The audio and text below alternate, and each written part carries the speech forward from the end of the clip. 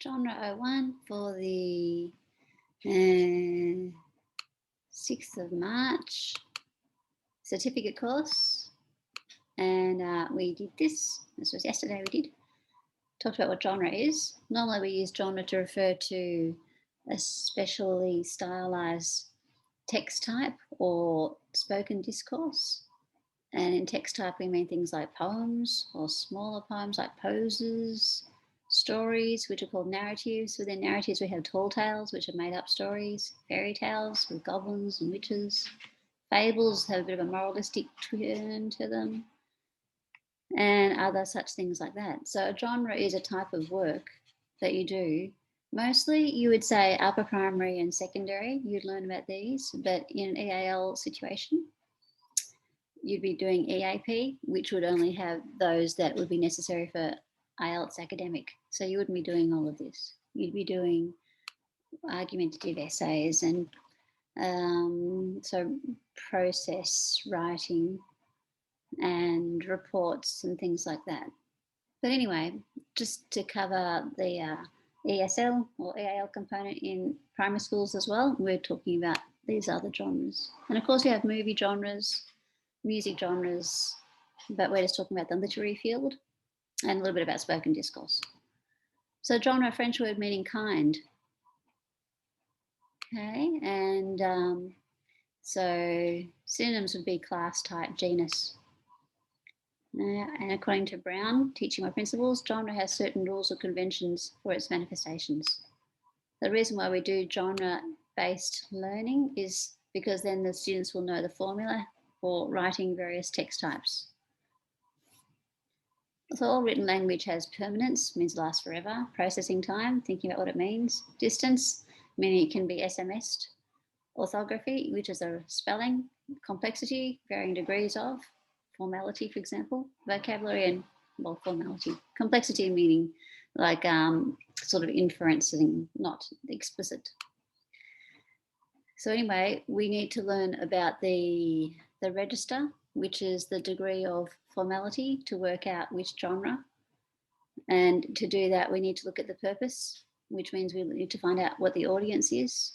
And once we know that, we'll know the field, which is the general domain or area, topic, and the tenor, which is a relationship, and also the mode, which is written or spoken.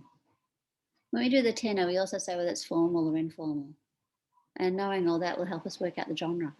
Well, the register, which equals pretty much the genre. So field, tenor, mode equals the register, which determines the genre. So as you can see, when we talk about the field, it's the actual topic. When we talk about the tenor, it is relationship, personal, impersonal, formal or informal, first or second person, and the mode. So if it's actually SMSing someone next to you, you can say same time, same place, if the person simultaneously picks it up. But otherwise, we have same time because it's simultaneous SMS message, but different place if the person is not sitting beside that person. So genre approach came about from Michael Halliday in the 1980s and been refined by Michael Martin. And he's got it functional, he calls it functional genre, where he's stipulated which structure is used for which text type. So taken a bit further than Halliday. So when we talk about text type, we say all this. But as I said, for classrooms in secondary, you do all, but for EAL, upper level, people would be aiming to go to university. So most likely you would not do all. You do explanation, description, procedure, information report only. So in a secondary school, you do lots of different ones, you see. So like autobiographies and whatnot, but not for like in ELICOS. In general English, yes, but going upper towards, well, anyone aiming towards IELTS academic would not be doing those other sort of fables, tall stories, poems, things like that. So anyway, we're going over what genre means. So it's a specific structure, specific to a certain type of writing or discourse. So for example, for a narrative, there's always got the orientation, complication, resolution, and it's always future or past. It's a story. Okay. So it's got lots of figurative speech. When we say figurative, we mean cliches, idioms, synchrodoshes, symbolisms, metaphors, similes, that sort of stuff. And factual reports the opposite. They don't have all that figurative speech. They just classify, then they describe, and you can have description 1, 2, 3. There's no summary, just simple. And it's timeless. So we can say like animals are beings that live in the bush or something. So explanation reports also classify, then they explain, not describe. Like what's up, what is it, fact 1, fact 2, no conclusion. So explanations are also timeless, present, and we want to have first, second. Procedural, very similar to the explanation. It's timeless. This one we also have first, second, but you can have a procedure that's a recount because that'll be in the past. So students did an experiment and they did this first and they did that, therefore it's past. So procedure. Okay, so in a procedural, you've got stages of this, but if it's a recount, we don't put the equipment in, we just include it maybe, because you don't actually have to do it, you're just saying what happened, so the equipment's not included. And then we did for procedural text, what language is used. So it's also present tense, but action verbs because you're doing something. And the recount we passed. Evaluating text includes argumentative essays. As you can see here, you can use these graphic organisers to help you. In academic writing, we do argumentative essays, but not persuasive for IELTS. Persuasive, you can use I, but argumentative, no, unless they ask you for your point of view. For an evaluative or argumentative, you give your point of view, but you say, in my opinion. You don't say, I think. And then you say the arguments for, and then you reiterate why. Okay, so it's very factual. It's not heart-wrenchingly out there, which is persuasive. Maybe you do in EAL and secondary school persuasive, but for IELTS or EAP, we don't. So remember, we don't use I for argumentative. We do for persuasive, which we don't do for IELTS. Okay, unless they ask for your opinion, which is hardly ever, it seems.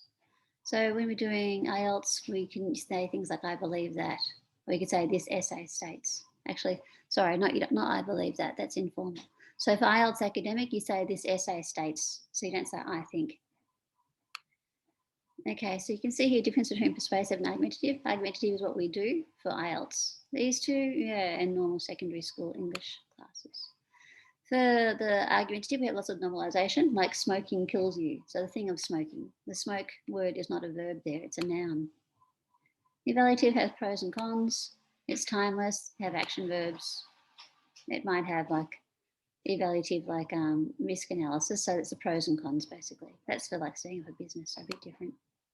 So remember the academic, we read the question carefully, we use academic appropriate style, and we don't use personal pronoun I. The book reviews, which is not part of IELTS, you can use I because you give your opinion, you give your recommendation. So you see recommendations here, therefore I think. So it is okay to use I in a book review. And the rest is the TESOL book that we did yesterday, which students can go through because they have that book. So they don't really need me to go over. And then we talked a bit about, well, that was the Martin person, this guy here, who finessed the functional. Michael Halliday started it. This person continued by doing a functional goal-orientated style of genre analysis, genre approach to teaching. So as you can see, there's pros and cons of teaching genre style. And the characteristics are that, well, people know the formula. It promotes negotiating the process between teacher and student as well. You have the joint construct where you work together. So basically you spend maybe a week just doing introduction, maybe another week doing the paragraphs, another week doing conclusion, and then eventually you put it all together. So you scaffold how to teach, starting at the beginning and working up and looking at the language used. So if there's passives, we do a lot of passives. And if there's the hedging language, so you just believe that, we do a lot of that as well. And that was basically it for our class yesterday for genre number 1.